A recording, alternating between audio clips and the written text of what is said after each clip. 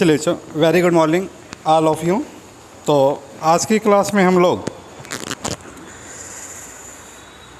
दक्षिण एशिया से संबंधित उनके भौगोलिक का संपूर्ण अध्ययन करेंगे और इसी के अंतर्गत हम लोग एक देश देखते हैं श्रीलंका के बारे में। तो हेडिंग डालिएगा आप लोग हैं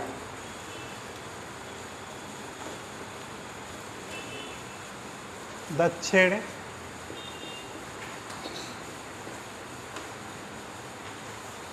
एशियाई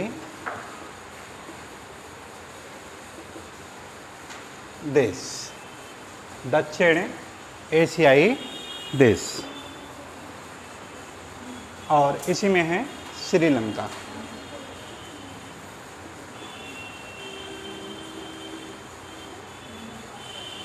श्रीलंका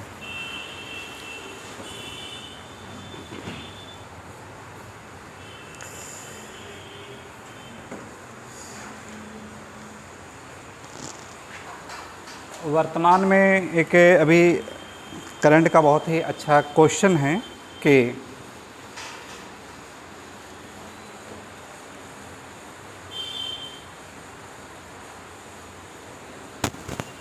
मैरिज एज से रिलेटेड, मैरिज एज से रिलेटेड अभी तक देखिए जो शादियों की अगर बात किया जाए तो इसमें जो उम्र होती थी 18 एज गर्ल्स से रखी जाती थी और 21 ईयर है किसकी रखी जाती थी, वो बॉयज की। और जैसा कि प्रेजेंट टाइम में अब देखें धीरे धीरे सिमिलरिटी आ रही है कि मेल और फीमेल में कोई डिफरेंस ना रखा जाए, है ना। हर चीज़ में क्या है, एक दूसरे को बराबर की भागीदारिता। तो अगर यहाँ पे जो डिफरेंसेस हैं इस डिफरेंस को यानी समाप्त कर दिया जाए तब क्या होगा, कहीं ना कहीं हम लोग उसकी तरफ यानी अग्रसर हो रहे हो। तो इसीलिए गवर्नमेंट एक कानून लाई लॉकडाउन से पहले कि दोनों की एज क्या होनी चाहिए, बराबर कर दिया जाए। तो बराबर होना ठीक है कि गलत है, अब एक सबसे बड़ा मुद्दा बन गया, है ना। तो क्या होना चाहिए आप लोगों के कि दोनों की एज 21 कर दें, ठीक है कि यही होना रहे तो ठीक है। क्योंकि आज भी भारत के बहुत से ऐसे जनजातीय क्षेत्र हैं जहाँ पर इससे भी कम उम्र में शादियाँ कर दी जा रही हैं। क्यों ऐसा हो रहा है, कैसे इस समस्या से निपटारा किया जाए, ठीक। तो एक इस समय विवाद का बहुत बड़ा एक कारण ही बना हुआ है, डिबेट भी है इस समय। और जैसा कि 2022 में ही इससे रिलेटेड हिमाचल प्रदेश में विधेयक पारित हो गया है और वहाँ पर ये लॉ पारित हो गया है कि एज की जो मैरिज की जो उम्र होगी वो कितनी होगी, दोनों की 21 वर्ष होगी। कानूनी अधिकार दे दिया गया वहाँ पे, यानी 21 साल से पहले लड़कियों की शादी नहीं की जा सकती है। अगर इस तरह से अगर होता है तो उसको यानी कानून के रूप में क्या होगा, उसको सजाएं दी जाएगी। लेकिन अभी सेंटर में ये पारित नहीं हो पाया है। तो उसके पीछे देखिए बहुत सारे रीज़न हैं ये, है ना, क्यों पारित नहीं हो पा रहा है और कैसे पारित हो सकता है ये। तो सबसे पहली बात आ रही है कि सुरक्षा कहीं ना कहीं आ जाए, एक क्या हो जाए, सेफ्टी बहुत ज़रूरी है ना। कि बायोलॉजिकल दृष्टिकोण से देखा जाए तो यहाँ पर क्या होगा कि फीमेल का डेवलपमेंट तेज़ी से पहले हो जाता है, वो यानी 12-13 साल के बच्चे क्या हुए, है ना। लोगों की जो एक कुदृष्टि है वो कहीं ना कहीं हमारे समाज में एक सबसे बड़ा कारण बना हुआ है। तो एक तो देखिए लोगों का एटीट्यूड, नज़रिया देखने का, ये बहुत ज़्यादा गलत है। और दूसरा जो है डॉरी सिस्टम, दहेज प्रथा, क्योंकि पेरेंट्स को ये रहता है कि जितनी ज़्यादा लेट शादी करेंगे महंगाई उतनी ज़्यादा होगी, कीमतें उतनी ज़्यादा देनी पड़े, क्यों ना ही जल्दी से यानी शादी वादी करके निपटा दिया जाए। ये इस तरह से हो रहा है सब कुछ। अब या तो गवर्नमेंट इन दोनों से रिलेटेड ऐसी पॉलिसी ले आए कि उनकी सुरक्षा के दृष्टिकोण से, और दूसरा है दहेज के, तब तो ये पॉसिबल है। और नहीं तो क्या होगा, केवल एक सैद्धांतिक बन करके रह जाएगा ये। तो ध्यान रखिएगा इसमें कि 21 वर्ष जो कि बराबरी के रूप में देखा जाए तो पहला जो राष्ट्र, पहला जो भारत का स्टेट है लागू करने वाला, वो कौन है? हिमाचल प्रदेश इस समय लागू कर दिया है, ठीक है। इसको ये करंट का एक विषय है ये, ठीक। अब चूँकि जनसंख्या भूगोल हम लोग पढ़ेंगे, हम लोग, है ना, तो जनसंख्या भूगोल में जब पढ़ेंगे तो जनसंख्या नियंत्रण से रिलेटेड, है ना, तो वहाँ पर क्या होगा, एक ये नया पॉइंट आपका ये जुड़ जाएगा ये। तो ऐसे ऐसे ज्योग्राफी में बहुत सारे ऐसे पॉइंट आएंगे आपके, जैसे शारदा एक्ट आपका आया था 77 में, है ना, मैरिज से ही रिलेटेड था आपका ये, ठीक। तो अब ये जो आपका आया है, ये नया आपका एक्ट ये लागू करने की बात की जा रहा है, ठीक। तो सेंटर अभी इसको लागू नहीं किया है, लेकिन स्टेट में पहला आपका कौन है? हिमाचल प्रदेश को लागू कर लिया है ये, ठीक। तो करंट से इस प्रकार हम लोग अपडेट होना भी जरूरी है ये। तो आते हैं हम लोग इसके बारे में देखते हैं। श्रीलंका किस महासागर में स्थित है ये? श्रीलंका अगर पूछा जाए किस महासागर में स्थित हैं तो क्या बताएंगे आप लोग? हिंद महासागर।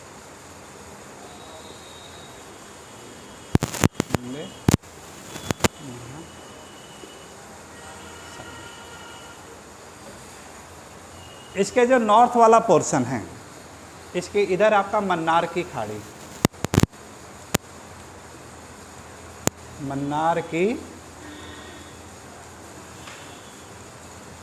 खाड़ी, और इसके इधर है आपका पाक की खाड़ी। इधर आपका क्या है? पाक की खाड़ी।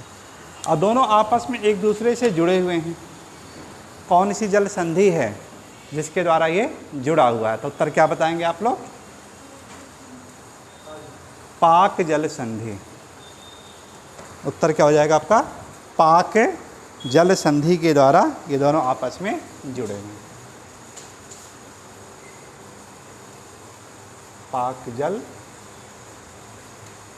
संधि के द्वारा दोनों आपस में जुड़े हैं। और इसी के उत्तर में क्या हो जाएगा आपका? भारत का क्षेत्र आ जाएगा, है ना। तो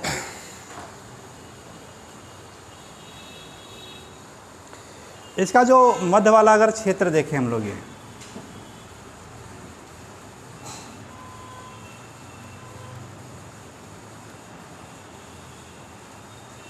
ये कैसा है? तो उत्तर क्या होगा? पर्वतीय है ना। मैप में भी देखिए आपको लग रहा है कि जो मध्य वाला जो क्षेत्र है, इस प्रकार देखिएगा यहाँ पे, ये जो मध्य वाला जो क्षेत्र है तो डार्क ब्राउन से किया गया है ये, है ना, डार्क ब्राउन।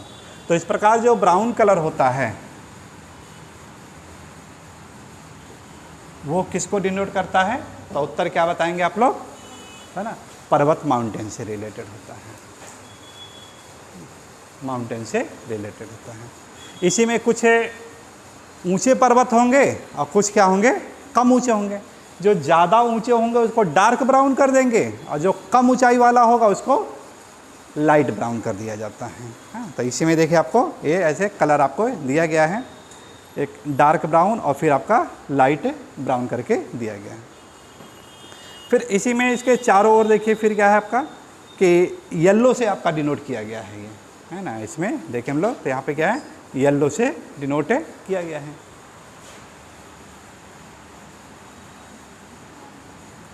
येलो किसको डिनोट करता है? तो उत्तर का पठारी क्षेत्र को हो जाता है। किसको हो जाएगा? पठारी क्षेत्र को डिनोट करता है ये, ठीक। और फिर इसके बाद इसमें एक ग्रीन कलर है।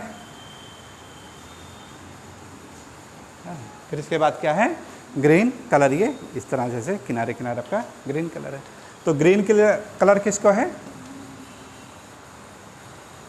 मैदानी क्षेत्र को डिनोट करता है।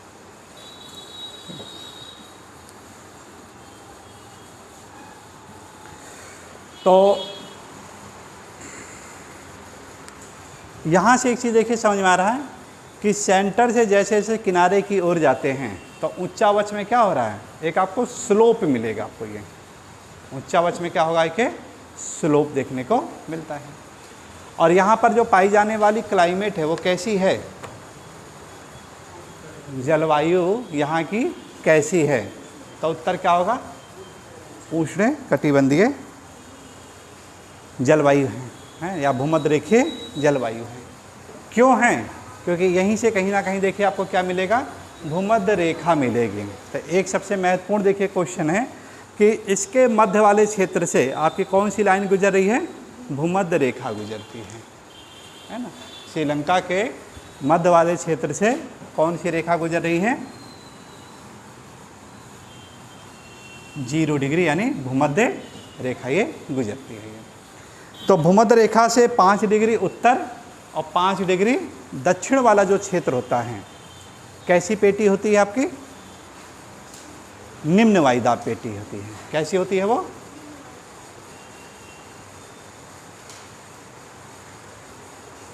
निम्न वायु दाब वाली पेटी होती है। क्या चीज? श्रीलंका से नहीं गुजरी क्या? हाँ, अच्छा, नीचे से जा रही। सॉरी साहब, वो 8 डिग्री है। सॉरी ठीक। ये मध्य से आपका 8 डिग्री चैनल है ये, है ना। हाँ, 8 डिग्री चैनल इसको लिखिएगा। ये आपका है यहाँ पे 8 डिग्री चैनल। अभी इस पर हम लोग क्वेश्चन पे चर्चा करेंगे। 8 डिग्री नॉर्थ है चैनल यहाँ से गुजरती है ये, ठीक है। और इसके और जब साउथ की तरफ आते हैं तो यहाँ पे देखिए आपको मिलेगा 7 डिग्री और फिर आपको मिलेगा 6, ऐसे आपका 0। तो साउथ में देखिएगा आपका जो नीचे वाला जो पोर्शन ये है,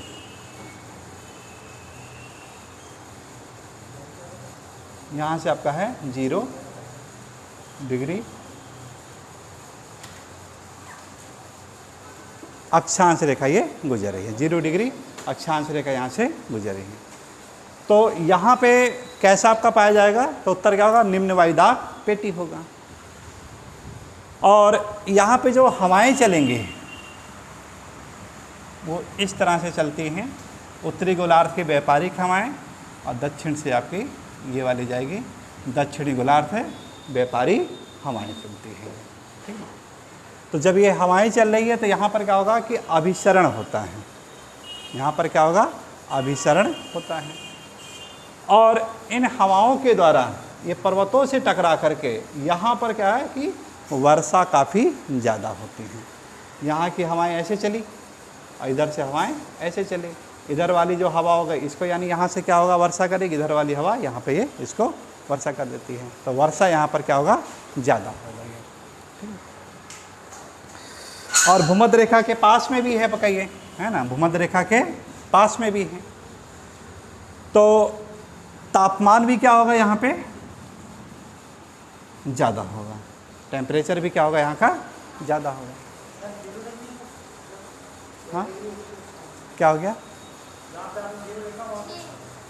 ये 6 है क्या? अच्छा, और नीचे जा रहा है क्या इसके? सॉरी, अच्छा, और नीचे जा रहा है ना, ठीक। ये सॉरी, हाँ, ये 6 डिग्री करिएगा। 6 और नीचे जाएंगे तब जाकर के आपका ये 0 इधर यानी आपका ये 0 डिग्री आपका नीचे जाएगा आपके, ठीक। तो इस प्रकार यहाँ पे देखिए क्या होगा कि भूमध्य रेखा के करीब होने के कारण टेम्परेचर क्या होगा? ये ज़्यादा होगा। और जब टेम्परेचर ज़्यादा होगा तो वर्षा भी क्या होगी?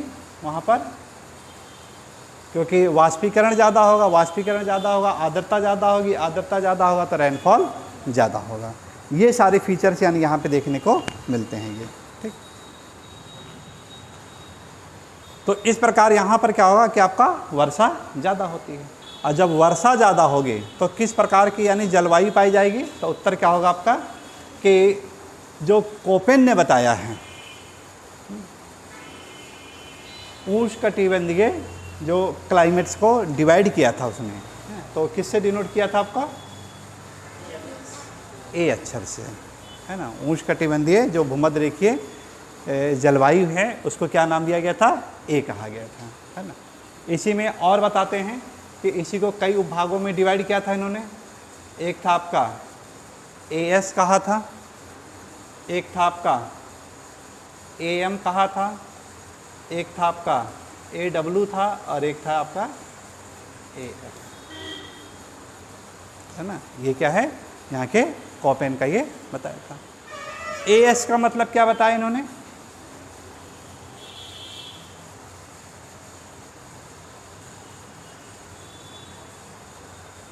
समर कैसा होता है, ये ड्राई होता है। समर कैसा होता है, ड्राई होता है। AM का मतलब है मानसूनी से रिलेटेड लिया गया है। AM का मतलब क्या है, मानसून। और AW का मतलब क्या होगा, विंटर ड्राई। और AF का मतलब क्या हो जाएगा, full rainfall in whole year, ठीक ना। ये यानी कोपेन ने बताया था। तो यहाँ पे जो मुख्य रूप से जलवायु पाई जाती है वो क्या आपकी AF प्रकार की जलवायु पाई जाएगी। यहाँ पे क्या होगी, AF प्रकार की यानी जलवायु पाई जाती है।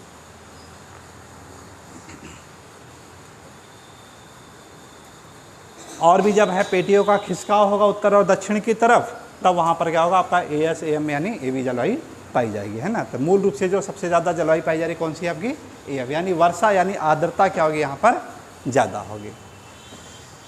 तो जब आर्द्रता ज़्यादा होगी, घने वन भी पाए जाएंगे यहाँ पे, है ना, घने वन भी पाए जाएंगे। और जब घने वन पाए जाएंगे तो यहाँ पर क्या होगा, ट्राइब भी पाए जाएंगे, जनजातियाँ भी पाई जाएंगे। यहाँ के जो मूल निवासी हैं उनको क्या नाम दिया जाता है, सिंहली कहा जाता है।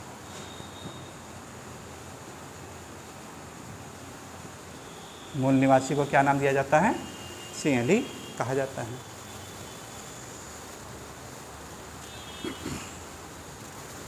और इस प्रकार की जो क्लाइमेट होती है एक फसल के लिए सबसे महत्वपूर्ण होती है वो। जहाँ पर देखिए जनजातीय क्षेत्र है तो सस्ते श्रमिक मिल जाएंगे आपको, ढाल वाला क्षेत्र है तो स्लोप वाला एरिया मिल गया, टेम्परेचर ज़्यादा भी मिल गया और आर्द्रता भी ज़्यादा मिल गए। तो इस प्रकार के क्लाइमेट में क्या होगा आपका, चाय की खेती सबसे महत्वपूर्ण होती है। तो इस प्रकार इसकी जो अर्थव्यवस्था है जो वो किस पर आपका आधारित है, चाय पर ये आधारित है ये, ठीक ना। चलो इतना पॉइंट पहले इसको नोट कर लेते हैं, लिखिए।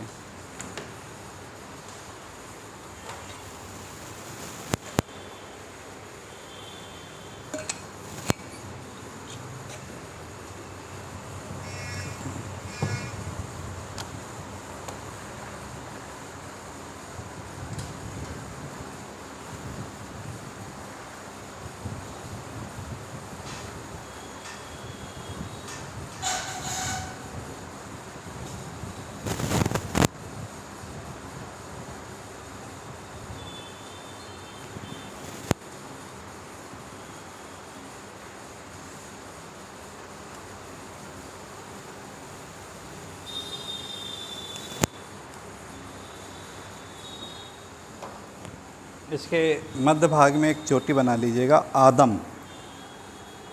दिया होगा इसमें, आदम पीक।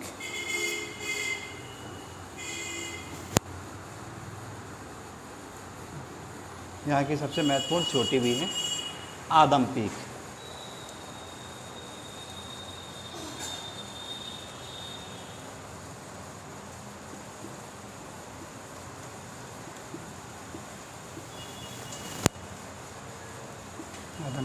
चोटी, आदम पीक।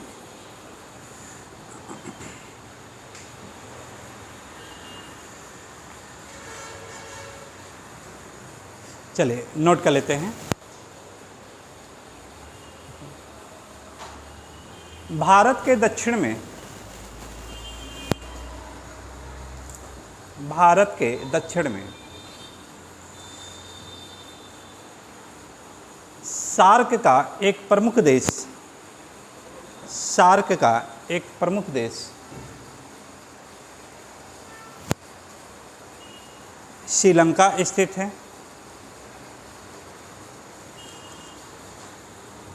अच्छा, इसकी आकृति कैसी नजर आ रही है?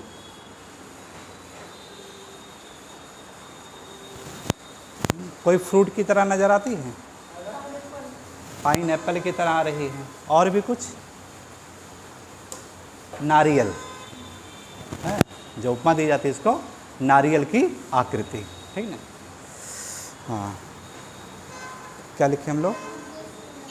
श्रीलंका स्थित है, जिसकी आकृति, जिसकी आकृति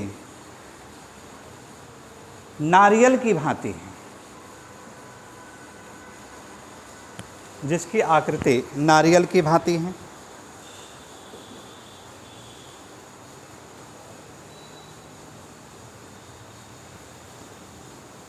श्रीलंका के दक्षिण से भूमध्य रेखा गुजरती है, भूमध्य रेखा गुजरती है। 8 degree channel, 8 degree channel Sri Lanka के मध्य से गुजरती हैं। 8 डिग्री चैनल श्रीलंका के मध्य से गुजरती हैं।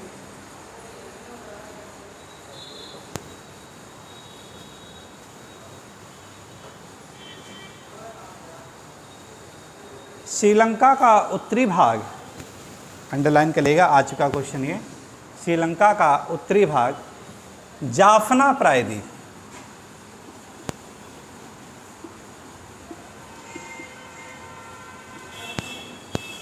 जाफना प्रायद्वीप के नाम से जाना जाता है।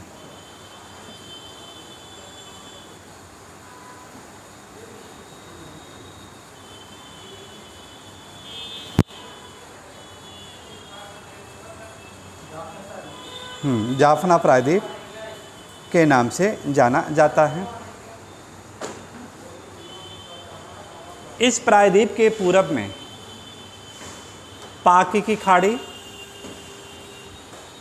पूरब में पाक की खाड़ी तथा पश्चिम में मन्नार की खाड़ी स्थित है। पश्चिम में मन्नार की खाड़ी स्थित है, मन्नार की खाड़ी स्थित है।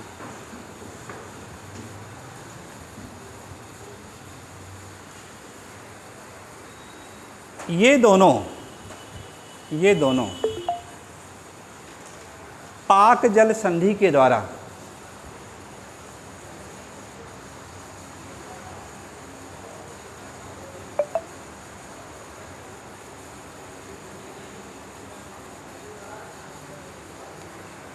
पाक जल संधि के द्वारा आपस में जुड़ती हैं। पाक जल संधि के द्वारा आपस में जुड़ती हैं।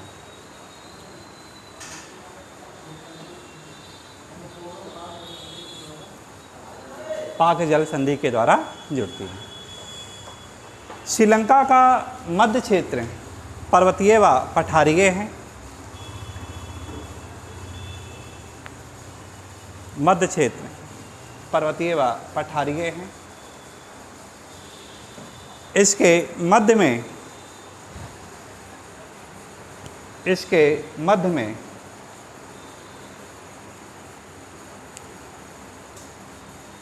आदम शिखर स्थित है।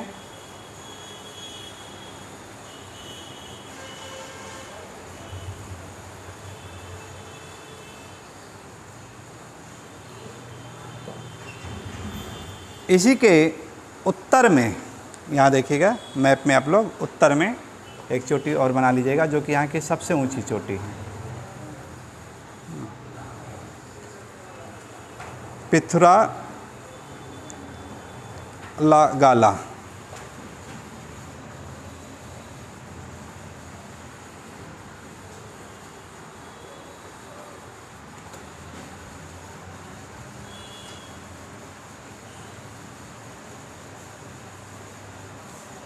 इसके उत्तर में श्रीलंका की सबसे ऊंची चोटी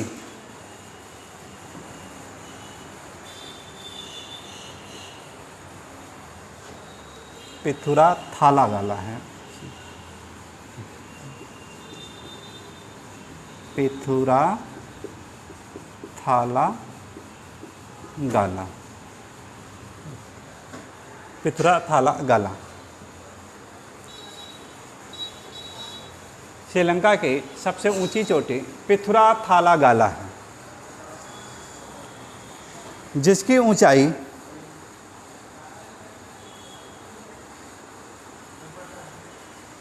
2524 मीटर है, 2524 मीटर है।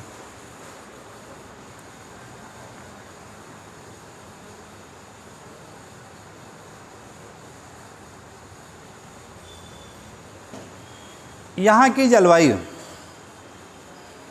यहाँ की जलवायु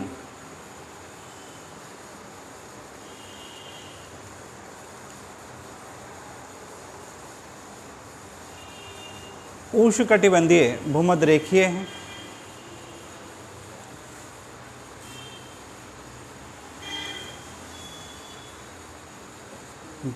उष्णकटिबंधीय भूमध्यरेखीय हैं, जिससे आर्द्रता यहाँ पूरे वर्ष रहती है, आर्द्रता यहाँ पूरे वर्ष रहती है,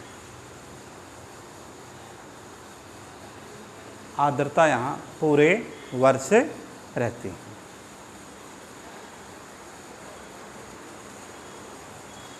इसी को कोपेन महोदय ने, इसी को कोपेन महोदय ने AF अक्षर के द्वारा, इस तरह लिखिएगा, A कैपिटल कर दीजिएगा, F स्मॉल, AF अक्षर के द्वारा प्रदर्शित किया है।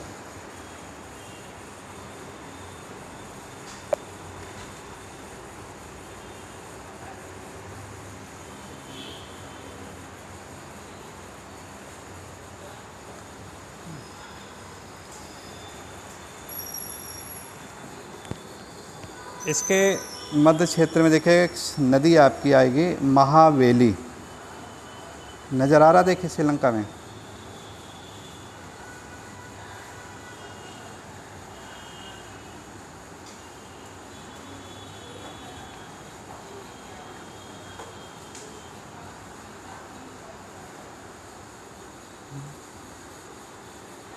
महावेली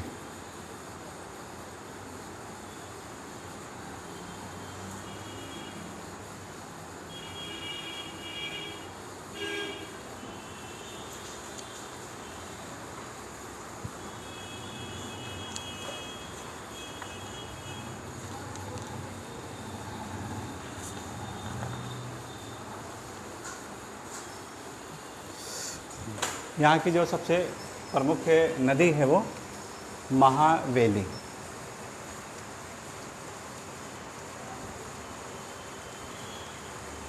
लिख लीजिएगा इसको भी। श्रीलंका की सबसे लंबी नदी, श्रीलंका की सबसे लंबी नदी महावेली है।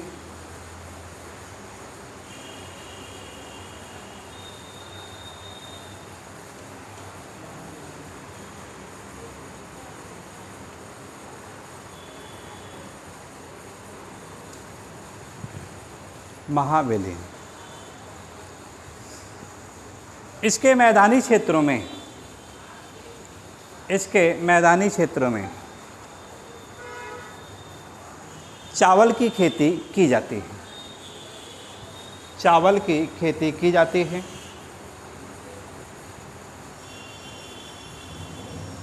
इसके अलावा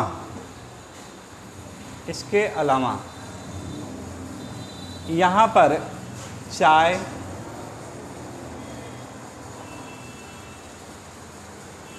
रबड़,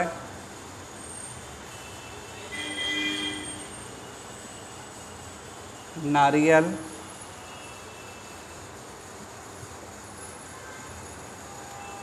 मसाला इत्यादि का भी उत्पादन किया जाता है।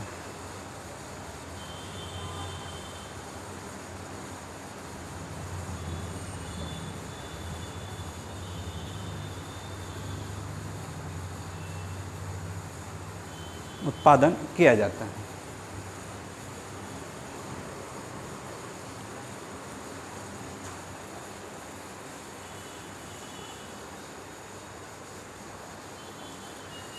श्रीलंका की अर्थव्यवस्था चाय पर आधारित है। श्रीलंका की अर्थव्यवस्था चाय पर आधारित है, जो विश्व का सबसे बड़ा निर्यातक देश है।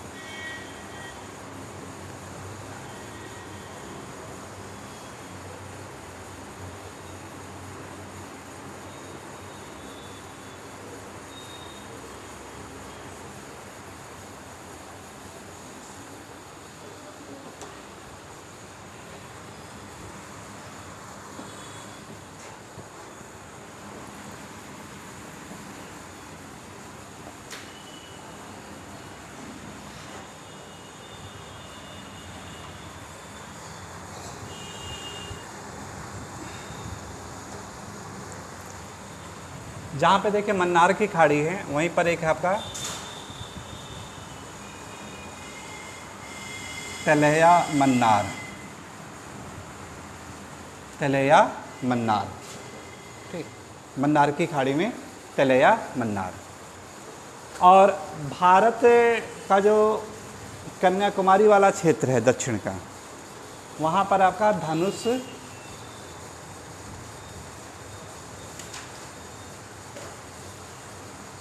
कोझी,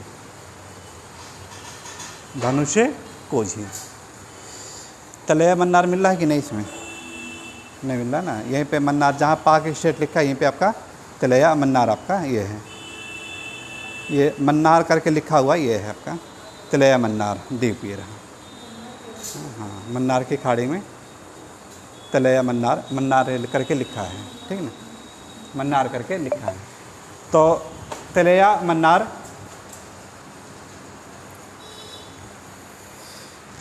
जो द्वीप है, ये प्रवाल निर्मित है। ये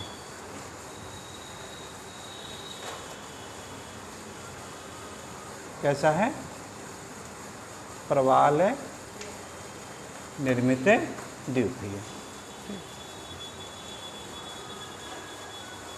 और यहाँ से देखिए एक पतली सी रेखा से जा रही है, डॉट डॉट डॉट करके,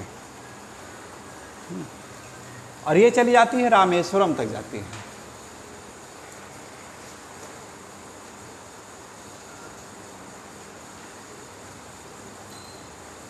और रामेश्वरम में स्थान क्या है? धनुष कोझी आपका है।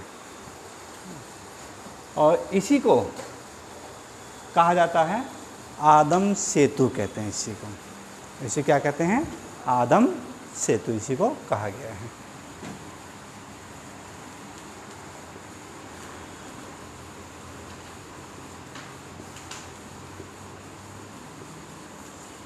सेतु, या इसी को राम सेतु भी कहते हैं, जो कि हमारे पौराणिक कथाओं के पूरा इसका जिक्र किया गया है। बहुत सारी कहानियाँ भी इससे रिलेटेड हैं, बहुत सारी इससे कहानियाँ भी को रिलेटेड हैं। एक बार की बात है कि जो दो व्यक्ति थे जो किसी पत्थर को उठाते थे, डूबता नहीं था।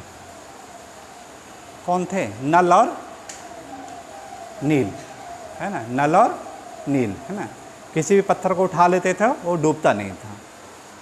तो बंदरों की सहायता से वो पत्थर ला ला कर इनको दिया जाता था, ये उठा करके समुद्र में फेंकते थे, तो डूबता नहीं था।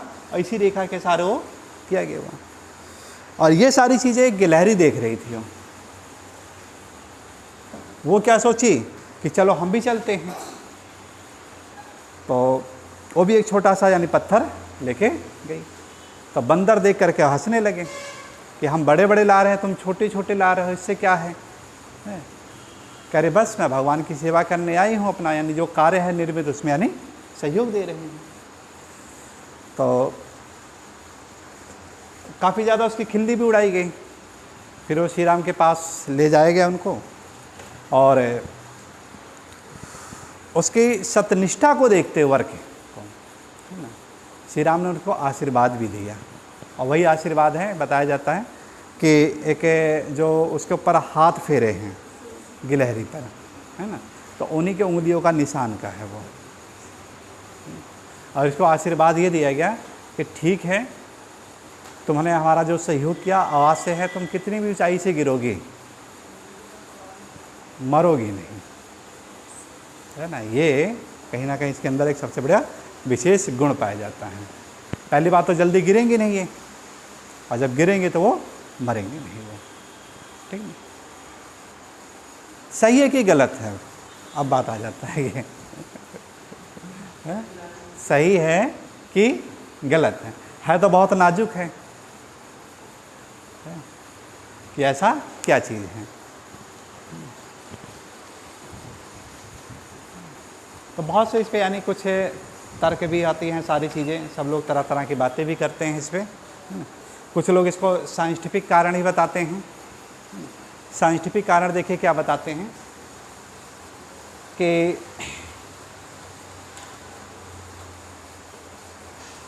इसका जो शरीर होता है गद्देदार होता है। शरीर कैसा है? गद्देदार होता है। और इसीलिए कहा जाता है कि जब व्यक्ति किसी भी छत की ऊंचाई से कूदता है और पक्के स्थान पे जब कूदेगा तो उसको यानी फ्रैक्चर टांग होने की संभावना ज़्यादा रहती है।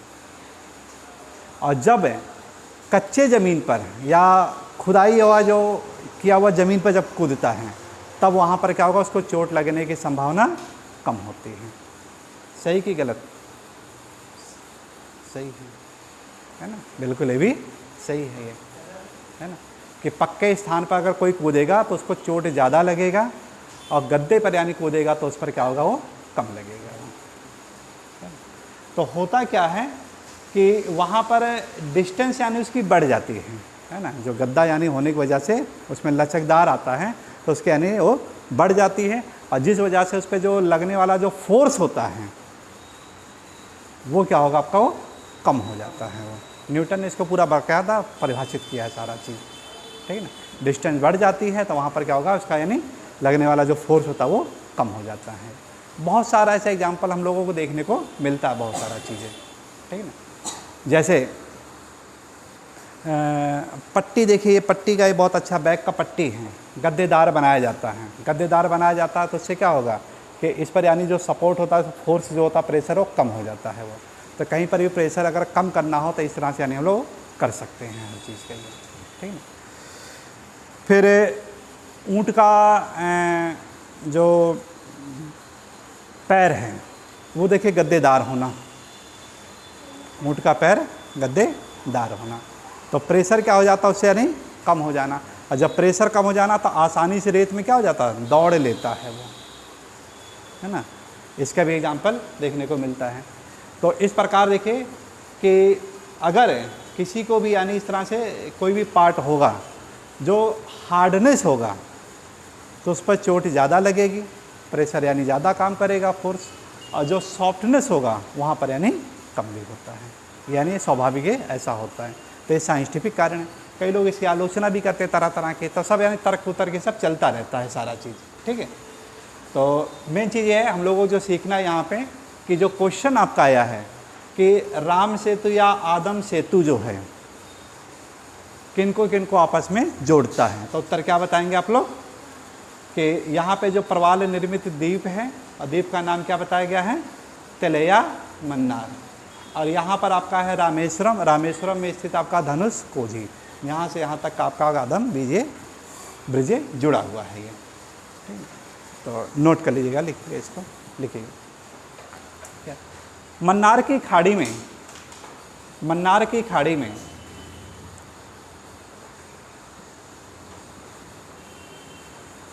प्रवाल निर्मित प्रमुख द्वीप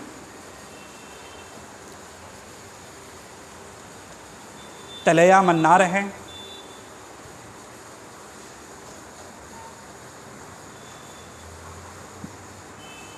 तलैया मन्नार है जिसका अधिकांश भाग अब समुद्र में डूब चुका है। समुद्र में अब डूब चुका है।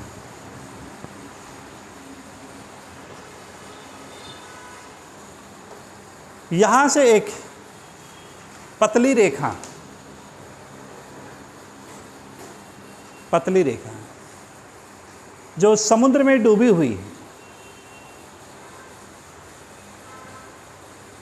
रामेश्वरम के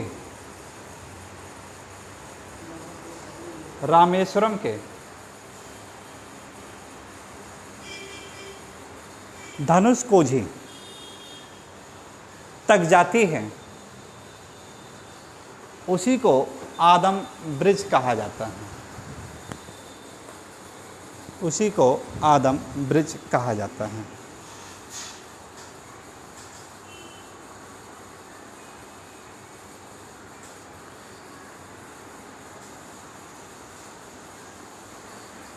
उसी को आदम ब्रिज कहा जाता है।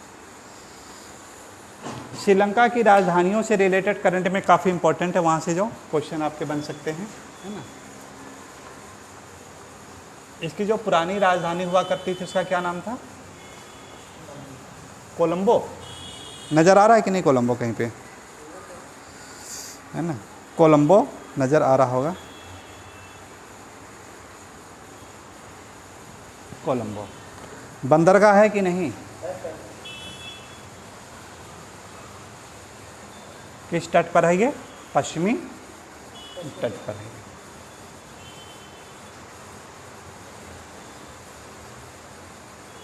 कोलंबो। कोलंबो से पहले जो इसकी पुरानी राजधानी हुआ करती तो कैंडी। कैंडी नज़र आ रहा है कहीं? देखिए, इसकी पुरानी राजधानी हुआ करती थी, उसका क्या नाम था? कैंडी हुआ करती थी।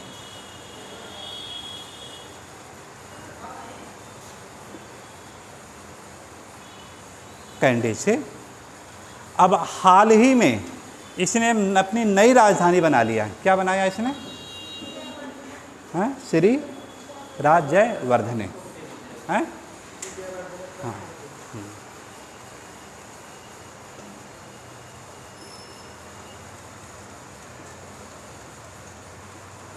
श्री जयवर्धने। ठीक, मिल रहा है कि नहीं? श्री जयवर्धने मिला आपके? आप वाले में है, दिखाइए।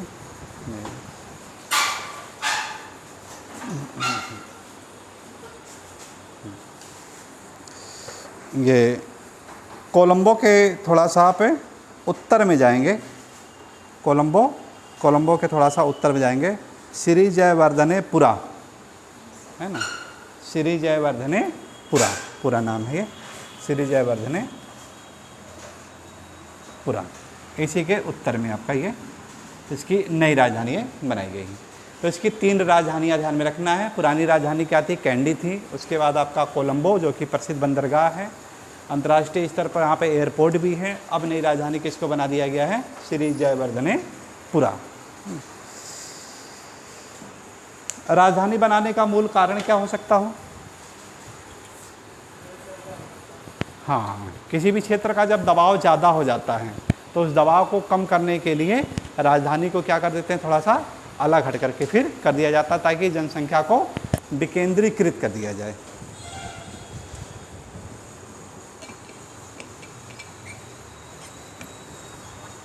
और जो पुराना नगर है उस पुराने नगर का सुनियोजित ढंग से क्या कर सके हम लोग, उसका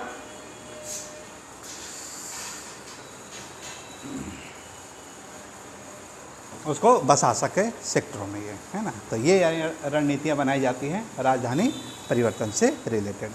यहीं पर एक और करंट में बहुत ज़्यादा चर्चा में है, जो कि श्रीलंका के द्वारा एक बंदरगाह का जो निर्माण किया गया यहाँ पे,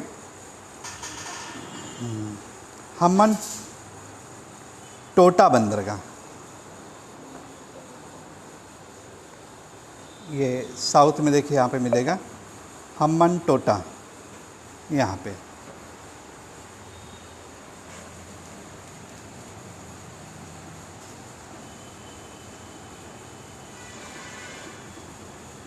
हम्बन टोटा।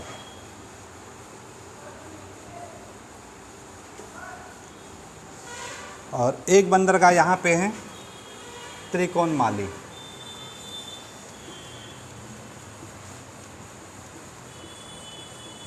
त्रिकोणमाली ये प्रमुख यहाँ के बंदरगाह हैं, जो कि अंतर्राष्ट्रीय व्यापारिक मार्ग को क्या करते हैं, बढ़ावा देते हैं। ये हम्बन टोटा, त्रिकोणमाली।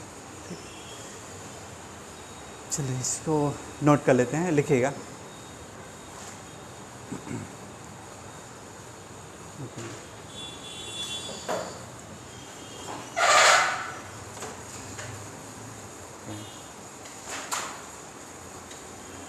वर्तमान समय में श्रीलंका की नई राजधानी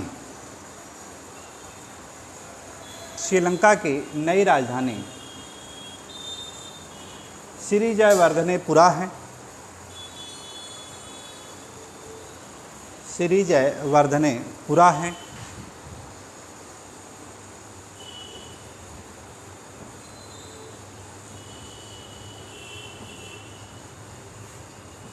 जो कोलंबो के उत्तर में स्थित है। कोलंबो के उत्तर में स्थित है।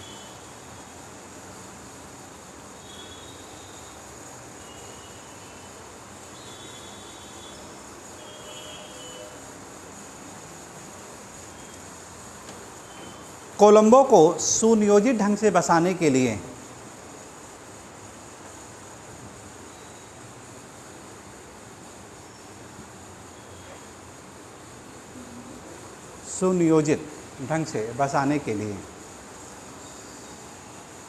तथा जनसंख्या के दबाव को कम करने के लिए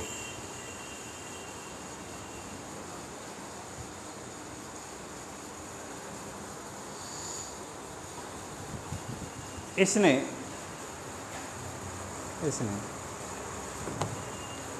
राजधानी का परिवर्तन किया।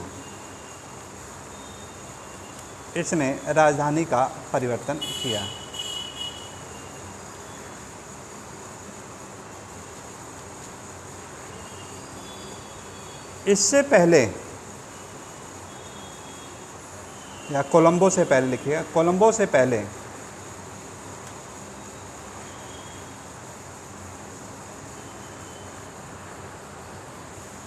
इसकी नई राजधानी, इसकी पुरानी राजधानी लिखे, कोलंबो से पहले इसकी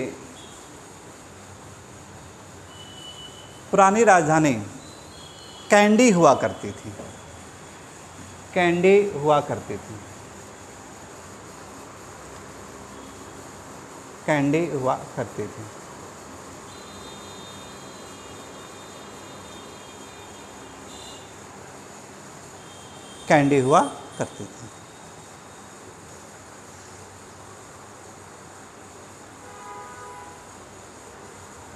कोलंबो के दक्षिणी भाग में हम्बन टोटा प्रसिद्ध बंदरगाह है।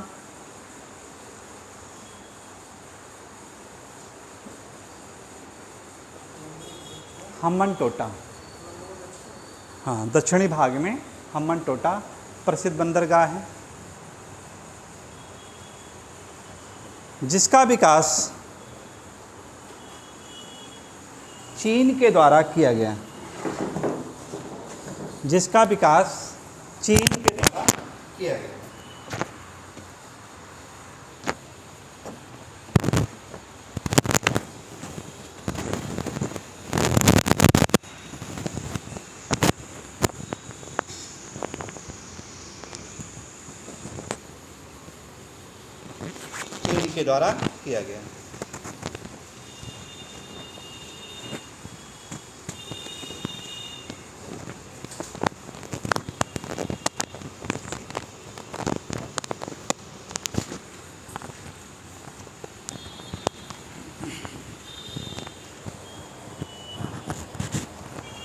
चीन के द्वारा किया गया। इसी के परिणामतः वर्तमान समय में श्रीलंका आर्थिक मंदी से गुजर रहा, आर्थिक मंदी से गुजरा।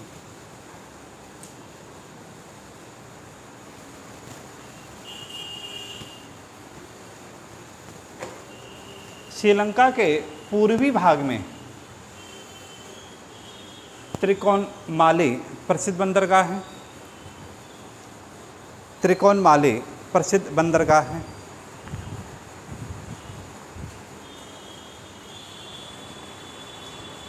त्रिकोणमाली प्रसिद्ध बंदरगाह।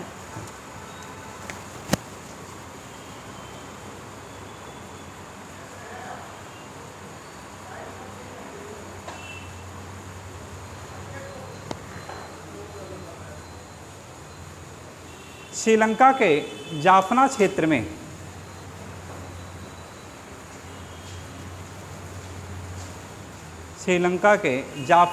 में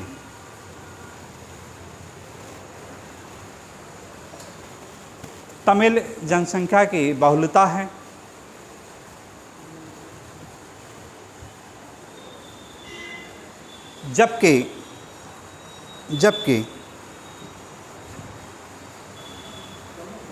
जबकि यहाँ की मूल जनसंख्या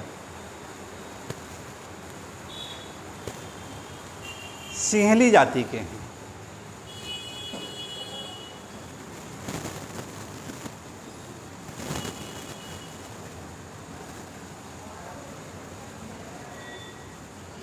सिंहली जाति के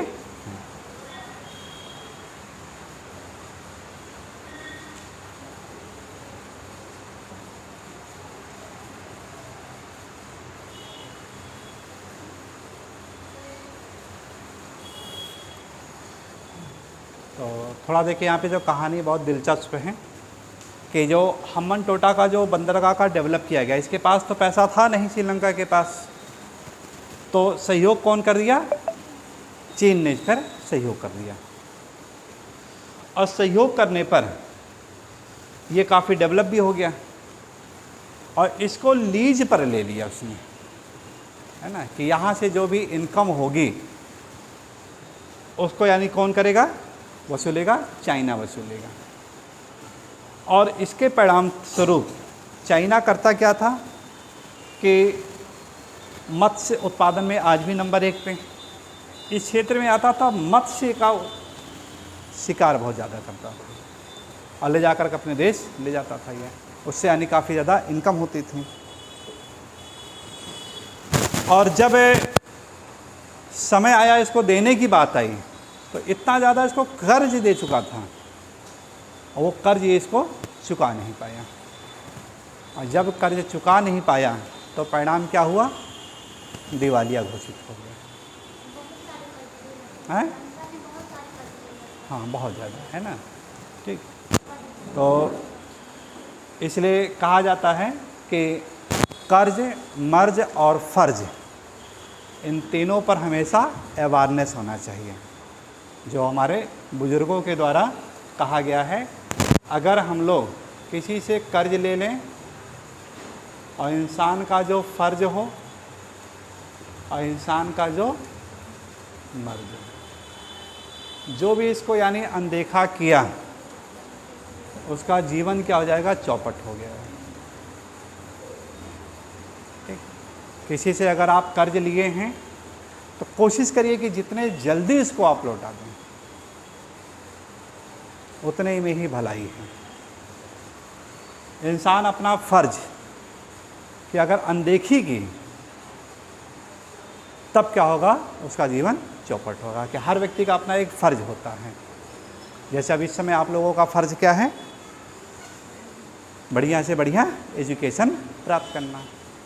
जो व्यक्ति अगर अपने फ़र्ज को निभा लिया ठीक है, नहीं तो दिल्ली मुंबई जैसे लोग हैं आज भी देखिए क्या है, 8,000 10,000 तक के यानी रास्ता खुला हुआ है। मजदूरी करने का रास्ता वो खुला हुआ है ना। तो फिर वही गाना आपको याद आएगा मेरा जीवन कोरा कागज़ कोरा ही रह गया, है ना। तो इससे लेकिन जब आपका जो फ़र्ज रहे तो उस फ़र्ज को यानी पूरा वो कर लें। इसी प्रकार अगर मर्ज है, शरीर में कोई अगर रोग हो गया हो तो उस रोग को क्या है, समय के रहते उसको दूर कर लें, और ऐसा ना हो कि रोग धीरे धीरे नासूर बन जाए, ठीक है ना। श्रीलंका के साथ यही यानी प्रॉब्लम हो गई थी, और श्रीलंका नहीं, भारत के साथ भी ये धीरे धीरे हो रहा है। जो क्रेडिट कार्ड दिया जाता है,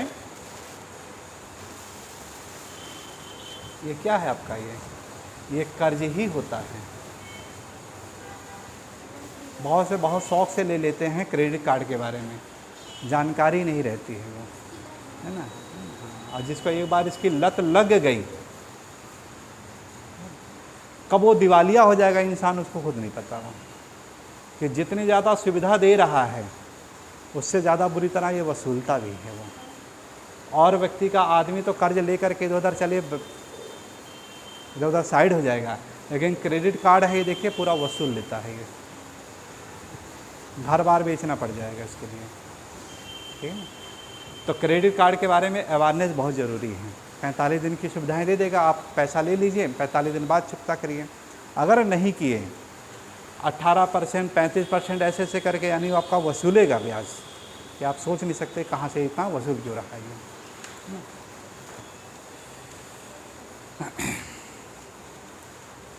तो हम्मन टोटा के साथ यही हुआ था, वो कर्ज पे लेकर के इसका यानी विकास तो कर लिया, जब वापस आने करने की बात आई तो नहीं दे पाया, और जब नहीं दे पाया तो यहाँ पर क्या हुआ कि इसको यानी दिवालिया घोषित किया गया। ठीक उसी प्रकार से जैसे लुई 16वां था, लुई, इतिहास इसीलिए देखिए क्या होता है, हम लोगों को ये सिखाता है कि इतिहास से बहुत कुछ सीखनी चाहिए, और यही कारण है कि इतिहास और भूगोल का बहुत गहरा संबंध पाया जाता है ना। लुई 16वां भी यही काम किया था, फ्रांस का था। बहुत ज़्यादा इसने यूएसए से कर्ज ले लिया था ये, और कर्ज लेकर के यानी अपना जीवन यापन करता था, और जब नहीं चुका पाया तो परिणाम क्या हुआ, वहाँ की जनसंख्या यानी इसके खिलाफ बगावत कर दी, और जब बगावत कर दी तो यानी यहाँ पे लुई 16वां को यानी जीवन इसका समाप्त कर दिया गया उसका, ठीक।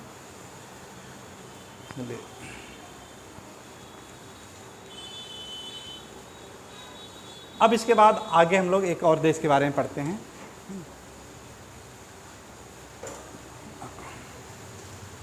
यहीं पर एक छोटा सा देश है मालदीव, है ना।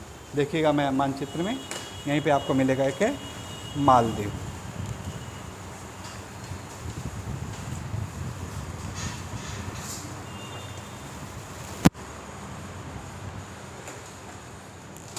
एक पॉइंट और वहीं पर नोट कर लेगा, इसको दक्षिण का मोती भी कहते हैं इसी को, है ना। इसे क्या कहा जाता है, दक्षिण का मोती। है क्या कि जहाँ पे मन्नार की खाड़ी है, मन्नार की खाड़ी में मोती काफ़ी ज़्यादा है। तो मोती देखिए है क्या, जहाँ पे प्रवाल होंगे, मूंगा होंगे, है ना, प्रवाल जीव होंगे, तो वहीं से आपका मोती आपका, ठीक। तो प्रवाल निर्मित द्वीप है ही, इसलिए यहाँ पर मोती का उत्पादन। नोट कर लीजिएगा इसी पॉइंट को, वहीं पे लिख लीजिएगा। तलैया मन्नार द्वीप के आसपास क्षेत्रों में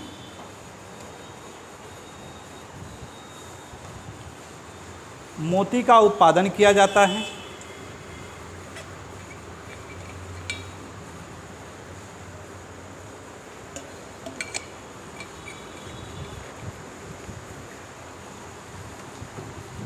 मोती का उत्पादन किया जाता है। अतः श्रीलंका को पूर्व का मोती के उपनाम से भी जाना जाता है।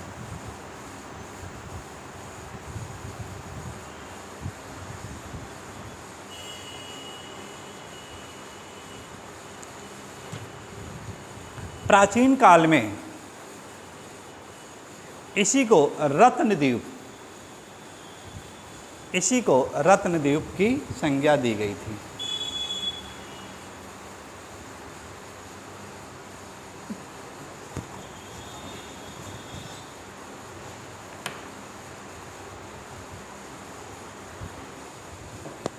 दूसरा देश देखते हैं हम लोग।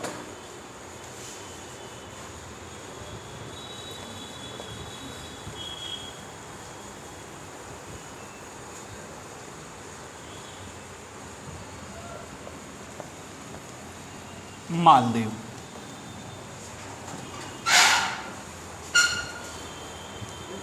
ले जाएंगे।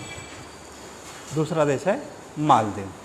तो जहाँ पे देखिए 8 डिग्री चैनल आपको बताई गई थी, 8 डिग्री चैनल, उसी को पकड़ लीजिएगा, उसके इधर उधर कहीं मत जाना, ठीक है ना।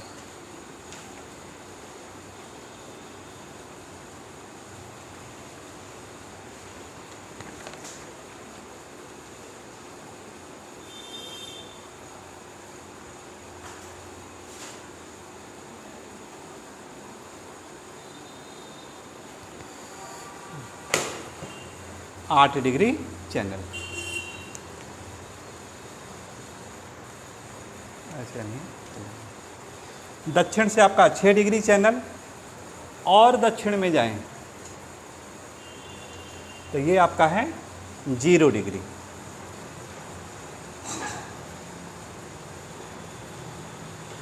जीरो डिग्री अक्षांश।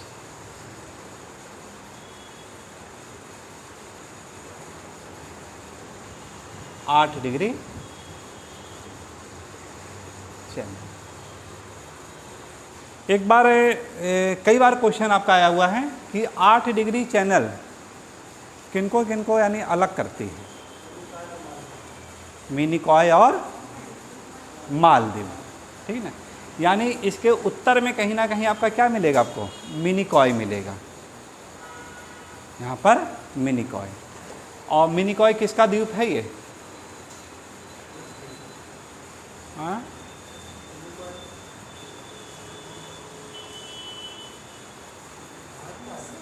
हाँ, मिनिकॉय भारत का ही है ना। लक्षद्वीप का सबसे बड़ा द्वीप है अभी, लक्षद्वीप का सबसे बड़ा द्वीप है ये, है ना।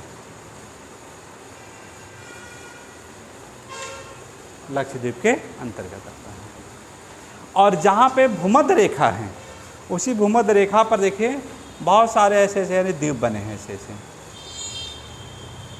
और द्वीपों की संख्या 1-2 नहीं बल्कि क्या है 1200 के आसपास है। टोटल कितने ऐसे 1200 द्वीप इस तरह से विस्तृत है। ये इस वाले मैप में देखिएगा एशिया के, तो यहाँ पे ज़्यादा स्पष्ट आएगा।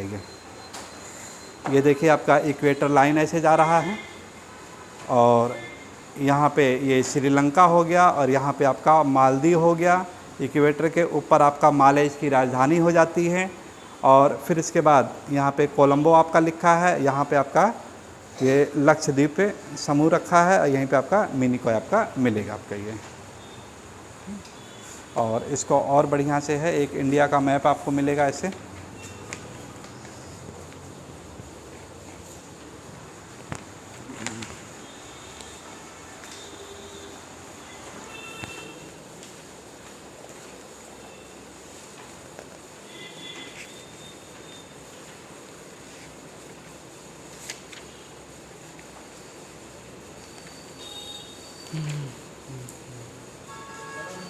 इंडिया के मैप मिला, देखिए।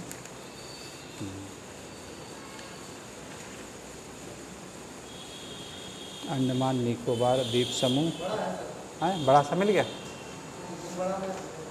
नहीं बड़ा नहीं, इसके हाँ ये लक्षद्वीप का लक्ष्य है, ये रहे है।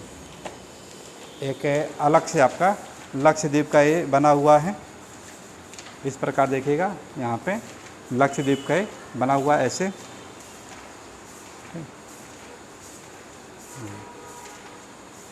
और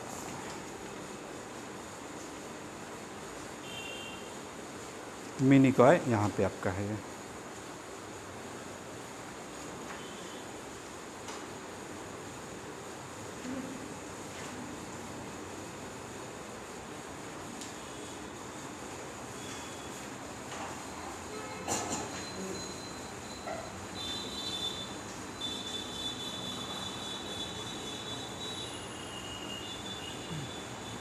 इसमें आपका मिनिकॉय को दर्शाया गया है। हैं? चैनल ये आपका 80 डिग्री चैनल करके ये रहा, 80 डिग्री चैनल। यहाँ पे मिनिकॉय हो जाएगा, ये आपका 80 डिग्री चैनल हो गया, और इसके नीचे आपका हो जाएगा मालदीव। हाँ, इसमें और देख लीजिए बढ़िया से, ये रहा मिनिकॉय द्वीप, 8 डिग्री चैनल हो गया। इसके ऊपर आपका 9 डिग्री चैनल, और इसी के नीचे आएंगे तो माले मिलेगा आपको, इसकी राजधानी। उसके नीचे जाएंगे तो इसके द्वीपों का समूह मिलेगा ये, ठीक है ना।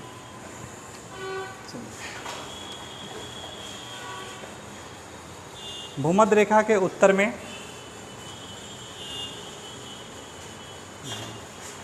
इसकी राजधानी है माले, और इस प्रकार 8 डिग्री चैनल के द्वारा मिनिकॉय और माले से क्या हो रहा है, ये विभाजित हो रहा है। इसीलिए यहाँ पे 8 डिग्री आपको दर्शाया गया था ये, ठीक। मालदीव के मिनिकॉय के उत्तर में जाएंगे तो 8 के बाद आपका आ जाएगा 9 डिग्री चैनल आ जाता है। ये भी क्वेश्चन आ चुका आपका, 9 डिग्री चैनल। ये क्या करती है, मिनिकॉय और कावरती।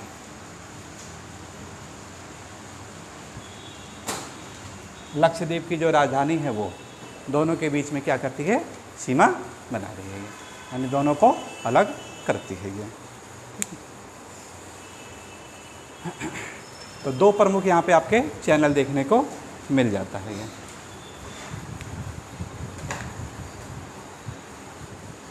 मालदीव को जो स्वतंत्रता मिली बहुत लेट मिली थी ये, भारत को तो जल्दी मिल गई थी 47, लेकिन ये क्या है 1968 तक इसका उपनिवेश बना था। किसका था, ब्रिटेन का था ये। 1968 तक क्या हुआ था, ये यूके के कब्जे में था ये, ठीक। यूके ने इस पर अपनी कॉलोनी बना रखी थी। 1968 में जाकर ये स्वतंत्र राष्ट्र बना है, और इसकी यानी जो मूल रूप से जो राजधानी बनाई गई माले को बनाई गई। यहाँ की जो लोग हैं वो सिंहली काफ़ी ज़्यादा हैं यहाँ पे, वही यानी इसी से कोरिलेटेड, श्रीलंका से कोरिलेटेड है, जो कि सिंहली यहाँ पे ज़्यादा है।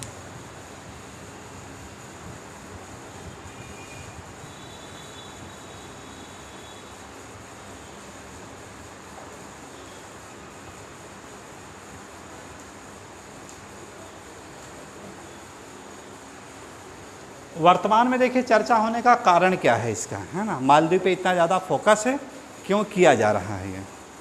तो जो वैश्विक तापमान है, ग्लोबल वार्मिंग, ग्लोबल वार्मिंग के चलते इसके बहुत सारे द्वीप है वो डूबने के कगार पे हैं वो, ठीक। इसकी अर्थव्यवस्था की बात करें तो क्या होगा, आपका पर्यटन यहाँ पे काफ़ी है। बताया जाता है मालदीव में वाटर पार्क बहुत बढ़िया बढ़िया बनाए गए हैं, ठीक है ना, और काफ़ी लोग पर्यटक यहाँ पे जाते हैं। प्रधानमंत्री हमारे देखिए क्या किए हैं, इसी से रिलेटेड जो काम किए महत्वपूर्ण, कि उन्होंने मालदीव की तरफ जो पर्यटन का जो काफ़ी तेज़ी से अग्रसर हो रहा है, उसी के परिप्रेक्ष्य में लक्षद्वीप में डेवलप करने का प्रयास किया है, वाटर पार्क बनाने का प्रयास किया है। तो जो लोग, भारत के लोग मालदीव जाते हैं तो उसका ही आनंद बिल्कुल उसी तरह से कहाँ ले लेंगे, हम लोग यहीं पे लेंगे। तो इससे देखिए क्या होगा, कई चीज़ें, एक तो जो डिस्टेंस ज़्यादा है, ठीक, कम दूरी पर उसको मिल जाएगा व्यक्ति को, और इससे क्या होगा, लोगों का खर्चा भी यानी कम आएगा। इससे क्या होगा, भारत की अर्थव्यवस्था, भारत की मुद्रा जो यानी बाहर जा रही है तो भारत के यानी भारत में रह जाएगा ये, ठीक ना। तो इस तरह से प्रेजेंट टाइम में थोड़ा सा काफ़ी चर्चा का विषय बना हुआ है ये, ठीक। तो जब इस तरह से होगा तो ये भी कुछ ना कुछ रणनीतियाँ खेलेंगे, कुछ ना कुछ होता, प्राइस इसके डाउन कर देंगे अपने आप, कंपटीशन है ठीक है ना, कि अच्छा ठीक आप ये कर रहे हैं लागत, है ना, जो व्यक्ति वहाँ जाना चाहता है, जो वहाँ पे जाने का यानी मान 50,000 रुपये लग रहा है, तो यहाँ पे क्या करेगा वो, कि चलिए हम तुम्हें 40,000 में वो करवा देंगे। कंपटीशन है सब चीज़ें। चलिए नोट कर लेते हैं इसको। देखिए यहाँ देखिए दक्षेश का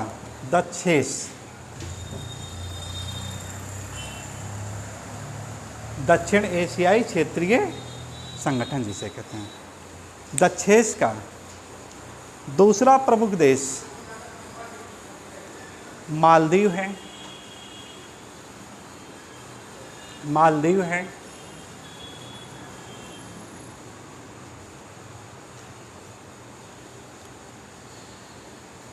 यह लगभग 1200 द्वीपों का समूह है। 1200 द्वीपों का समूह है। इन द्वीपों के मध्य से भूमध्य रेखा गुजरती है।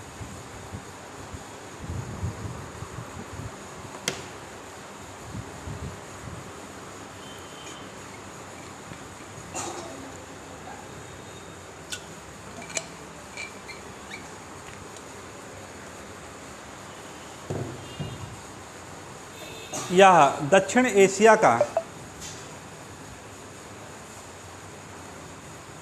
एशिया का सबसे छोटा देश है।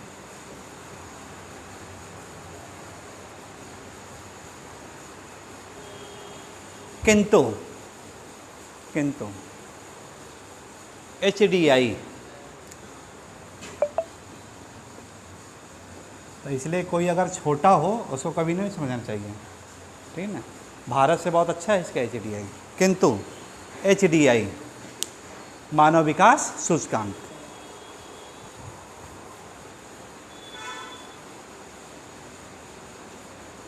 मानव विकास सूचकांक में सार्क देशों में से इसका स्थान प्रथम है। इसका स्थान प्रथम है। इसका स्थान प्रथम है।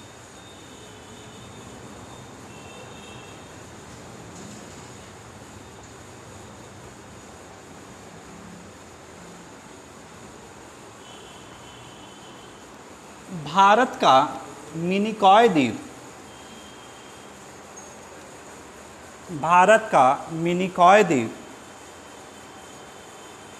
मालदीव से, अंडरलाइन कर लेगा इसको, 8 डिग्री चैनल के द्वारा अलग होता है।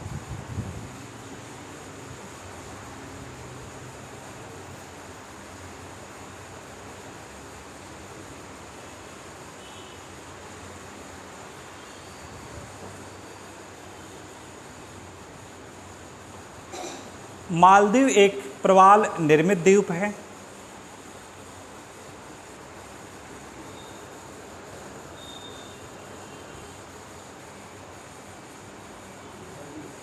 मालदीव एक प्रवाल निर्मित द्वीप है।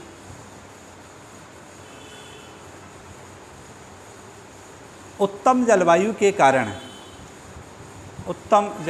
कारण प्रवाल यहाँ पर अपने घरौंदे बनाते हैं।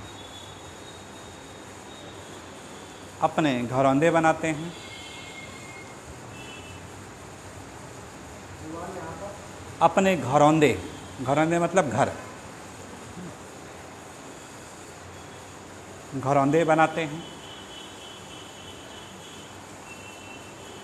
इस प्रकार यहाँ पर जैव विविधता अधिक पाई जाती है।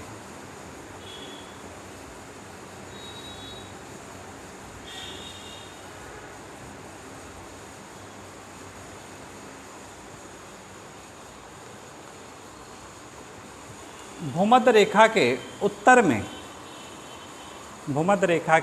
में मालदीव की राजधानी माले स्थित है।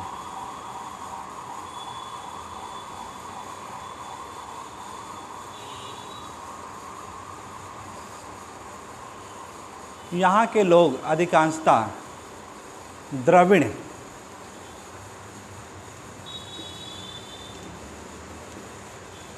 समुदाय के लोग हैं।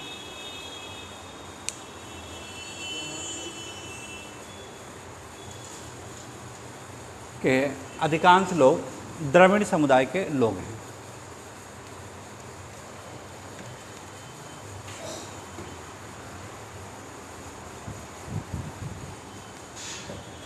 दिवेही, दिवेही यहाँ की प्रमुख भाषा है, जो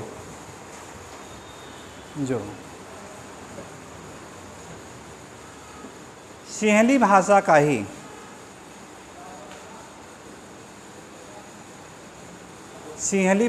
ही विकसित रूप है, विकसित रूप है।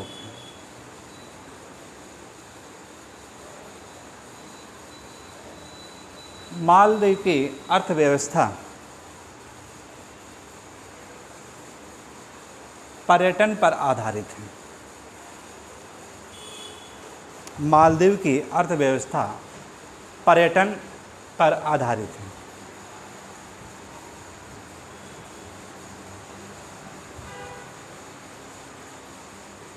पर्यटन पर आधारित है। तो इस प्रकार देखा जाए, ये आपका जो जीडीपी में है, यहाँ पे काफ़ी ज़्यादा इसका एक इम्पोर्टेंट रोल हो जाता है। ये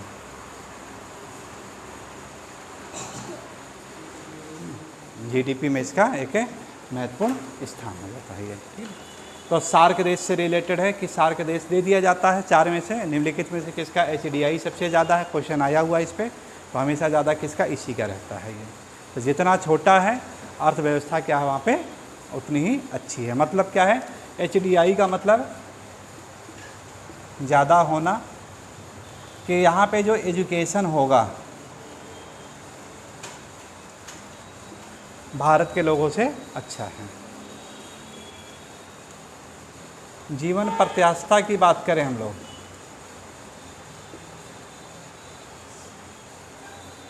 उम्र यानी जीने की क्षमता, वो यहाँ के लोगों का ज़्यादा है। और पर कैपिटा इनकम की बात करें हम लोग,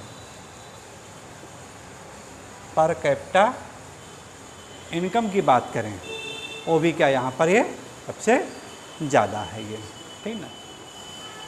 एक क्वेश्चन आता है कि हिंद महासागर की भू राजनीति है ना, जो कि भारत के भूगोल में है, लेकिन यहाँ पे थोड़ा सा इसको हम लोग समझते चलेंगे सारी चीज़ों को, ठीक ना। कि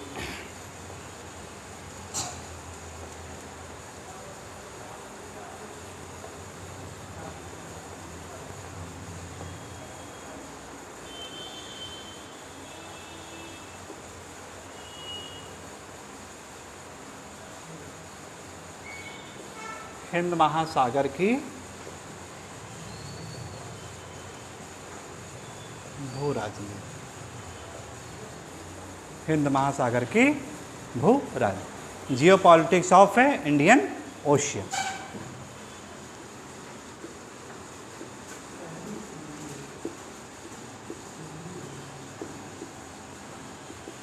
इंडियन ओशियन।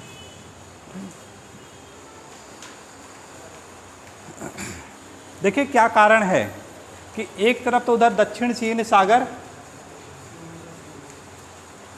दक्षिण चीन सागर की जो जियोपॉलिटिक्स है वो किसके लिए आपका है, आसियान के लिए काफ़ी ज़्यादा महत्वपूर्ण हो जा रही है। आसियान के जो देश हैं उनके लिए काफ़ी ज़्यादा महत्वपूर्ण है। हाँ हाँ, सिंघली, हाँ। और दूसरी ओर हिंद महासागर की जो भू राजनीति है वो क्या होगा आपका, कि जो सार्क के देश हैं उनके लिए ज़्यादा महत्वपूर्ण है। और इन दोनों की जो जियोपॉलिटिक्स है उस पर जो मुख्य रूप से यानी नज़र गड़ाए हुए कौन है, वो चाइना है। वो चाइना क्या करना चाहता है कि ना तो वो सार्क का सदस्य है और ना ही वो आसियान का है। वो दोनों में से किसी का सदस्य नहीं है और ना तो इसको बनाएंगे भी। ठीक है,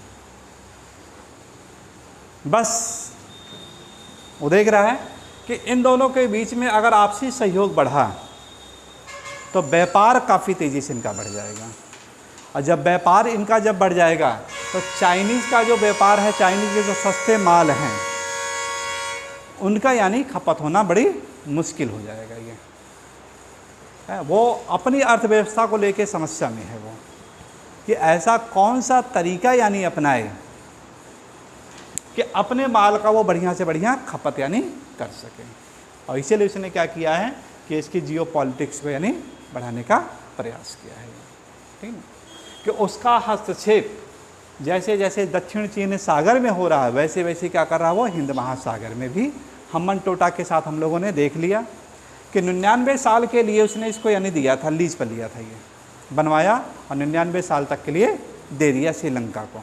ठीक है, रखिए इसको। अब जो कुछ वसूली हो रही है उससे आप हमारा भरपाई यानी करते जाइएगा, बनवा हम दे रहे हैं। ठीक है, और उसके बाद अगर नहीं कर पाए तब ये हम्मन टोटा यानी हमारा हो जाएगा। मतलब जैसे देखे क्या है कि किसी का यानी कोई भू क्षेत्र है और उस तरह से ऐसे पड़ा हुआ है, उस पर कोई मकान वकान नहीं बना पा रहा है वो।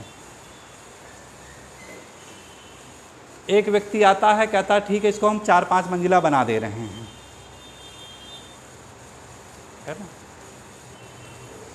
जितना खर्चा आएगा सब हम दे देते हैं आपको। और आपको 20 साल 30 साल जो भी आपका एग्रीमेंट हो जाएगा उतनी मोहलत दे देते हैं कि इसको आप किराए पे चाहे उठाइए चाहे जैसे मन तैसे करिए, आप इसका सदुपयोग कर लीजिए अपना। और उससे जो रेंट होगा उससे क्या करिएगा, मेरा कर्ज यानी भर दीजिएगा। ठीक है, अब देखिए मान लीजिए कि उसको बनाने में 8 करोड़ का खर्चा आया तो 8 करोड़ पर क्या होगा, वो अपना ब्याज भी जोड़ता चला जाएगा। या तो तुरंत दे दीजिए, ठीक है, नहीं तो ब्याज जोड़ेंगे।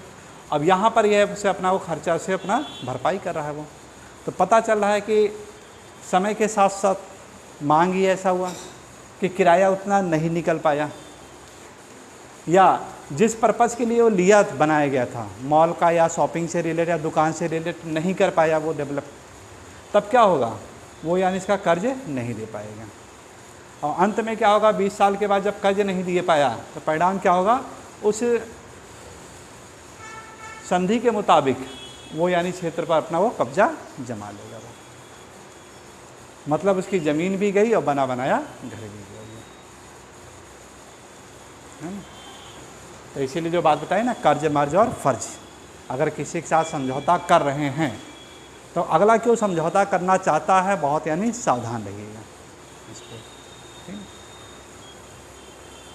और कभी भी कोई व्यक्ति अगर ऑफ़र दे रहा है और वो भी उस सिचुएशन में दे रहा है कि बिना आपको यानी दरवाज़ा खटखटाएगा, नॉक किए और दरवाज़ा खोल दे, उस गृह में प्रवेश बहुत सावधानी से रखिएगा।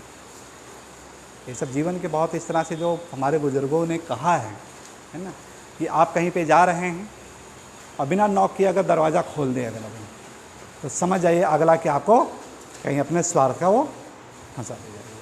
ठीक है ना, तो इनसे बचना चाहिए सब चीज़ें। यही चीज़ें देखिए क्या हुआ था कि चाइना ये काम ये करता है, इसके साथ खिलवाड़ कर लिया। दूसरा उसके साथ देखिए म्यांमार के साथ अब कर रहा है, म्यांमार के साथ भी इस तरह करने का प्रयास किया। पाकिस्तान को पूरा अपने कब्जे में ले लिया है वो।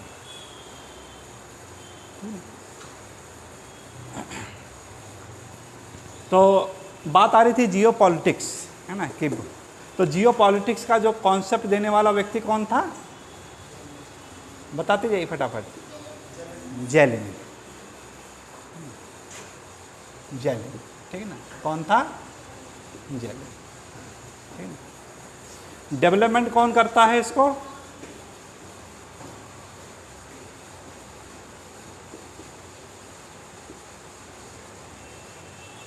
हाउ सफ़र कर रहा है, ठीक है। और आज प्रेजेंट टाइम में हाउ सफ़र इतना ज़्यादा इम्पोर्टेंस हो गया है कि एक व्यक्ति आपको बताया गया था भूगोलवेत्ता जो यूएसए के थे, जिसने कहा था कि जिसकी जल शक्ति सबसे ज़्यादा पावरफुल होगा वो सबसे ज़्यादा शक्तिशाली होगा। हाँ, जल शक्ति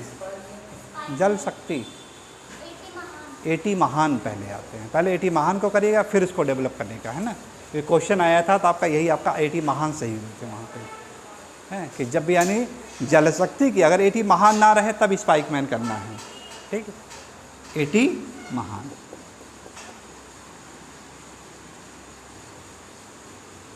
महान, ठीक है ना। और इसी को डेवलप करने वाले कौन थे? स्पाइकमैन।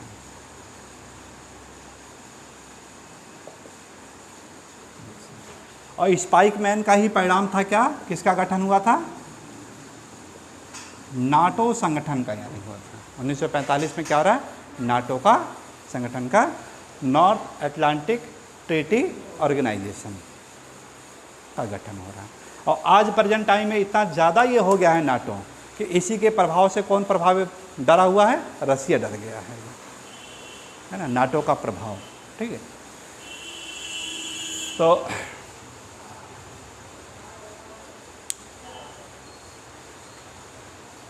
कहीं ना कहीं देखें, जेलिन हो या हाउस सेफर हो या 80 महान हो या स्पाइकमैन हो, वर्तमान समय में प्रासंगिक हैं कि नहीं? तो उत्तर बिल्कुल आएगा हाँ है, क्योंकि इन्हीं की देन है कि यानी चाइना, दक्षिण चीन सागर और हिंद महासागर आज क्या है? एक कलह का यानी कारण बना हुआ है। बहुत ज़्यादा डिप्लोमेसी हो रही यहाँ पे ये, है ना। स्पाइकमैन की जो पुस्तक आती है कौन सी थी? स्पाइकमैन की प्रसिद्ध रचना, हाँ, very good, the geography of the peace. खूब आया है क्वेश्चन इस पे।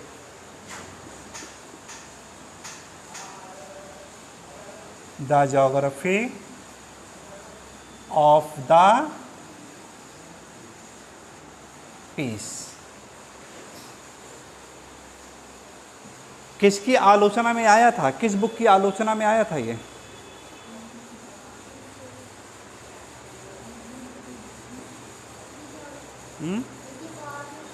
हाँ हाँ, तो कौन सी पुस्तक थी मैकेंडर की जो आई थी?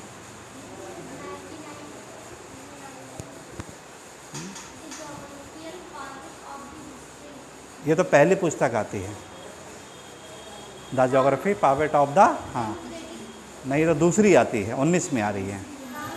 Very good, round of the world,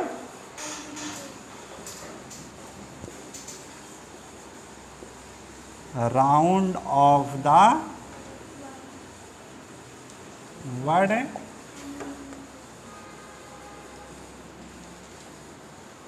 winning and peace. पुस्तक कितना रट लीजिएगा, पूछिए, भूल ही नहीं पाई ये सब चीज़ें, है ना। 4 पुस्तकें हैं मैकेंडर की, चारों पुस्तकें वही पूछता है घुमा फिरा करके वो, ठीक ना। क्या? हाँ हाँ, सब मिल जाएंगे, सब चीज़ें, हाँ सब मिल जाएंगे, ठीक है ना। हाँ ठीक है, मेन चीज़, हाँ PDF उतना ज़्यादा महत्वपूर्ण है, मेन चीज़ आपके माइंड में सेट हो जाना, है ना। और याद करवा देंगे आपको, उसकी ज़रूरतें नहीं पड़ेगी आपको, ठीक है ना। धीरे धीरे आपको देखिए लग रहा होगा कि हाँ ये सब आसान लग रहे हैं, ये नहीं, ठीक है ना? और ये सारी चीज़ें आपको जब LT का एग्ज़ाम देंगे वहाँ देखिए बहुत महत्वपूर्ण भूमिका आएगी आपके। LT में खूब पूछे जा रहे हैं क्वेश्चन, ये सब चीज़ें थॉट आउट से, पुस्तकों से क्वेश्चन खूब उठा के देता है ये, है ना। PGT में तो है ही आपका ये, है ना, लेकिन LT में बहुत ज़्यादा ये काम आएंगी सारी चीज़ें। तो ठीक है, फिर आगे नेक्स्ट क्लास में हम लोग आगे कंटिन्यू करेंगे फिर इसको, है ना। ठीक, ओके।